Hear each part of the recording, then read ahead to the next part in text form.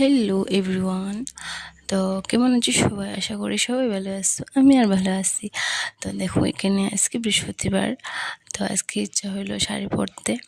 অন্যদিন তো নাইটি পরে ঠাকুরও দিই, সব কিছু নাইটি পরে। তো আজকে এটা আমার মার শাড়ি, আমি আওয়ার সময় শিলচর যখন গেছিলাম তখন আওয়ার সময় মার শাড়িটা নিয়ে এসেছি, তো আজকে পরছি।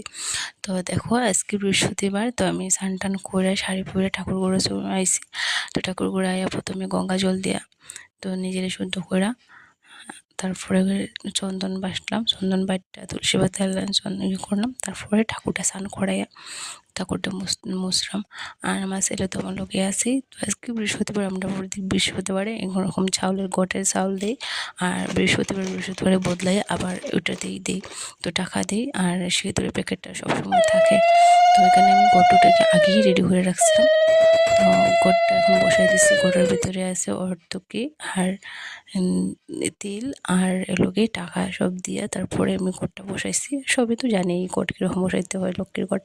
তো সব কিছু শেষ করিয়া আমি ঠাকুরটা পুরো সব কিছু দিয়াও তারপরে এখানে ফাঁসালি পড়তে বসে গেছি। তো এখানে দেখো আমি ফাঁসালিটা পড়তেছি। তো ভিডিওটা অনেক লেট হয়ে যাব, মানে ভিডিওটা অনেক লম্বা হয়ে যাব দেখে আমি স্পিড করে তারপরে ভিডিওটা হাঁটতে তারপরে ছোটো করছি। তো সবাই তো জানোই পাঁচালিটা কত লম্বা হয়। তো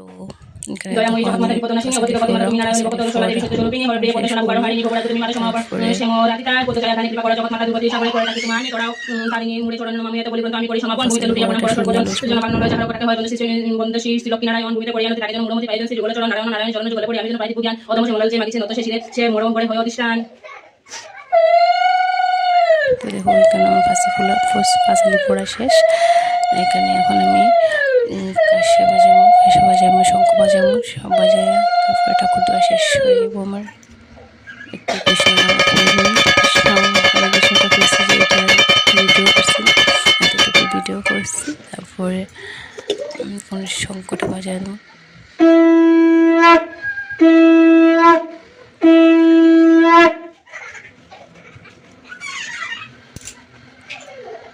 শঙ্খ টঙ্ক বাজিয়ে তারপরে আমি ঠাকুর দেওয়া এখানে শেষ হইয়া তারপরে আমি যাইমগে রান্না করতে।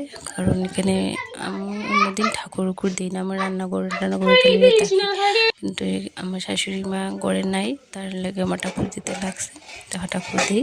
আর এখানে দেখো আমার রান্না বান্নার আধা কমপ্লিট হয়ে গেছে, সব রেডি করে আগে রাখিয়া গেছিলাম স্নান করার আগে সব রেডি করে রাখছি। তো টাটা, সবাই ভালো থাকো।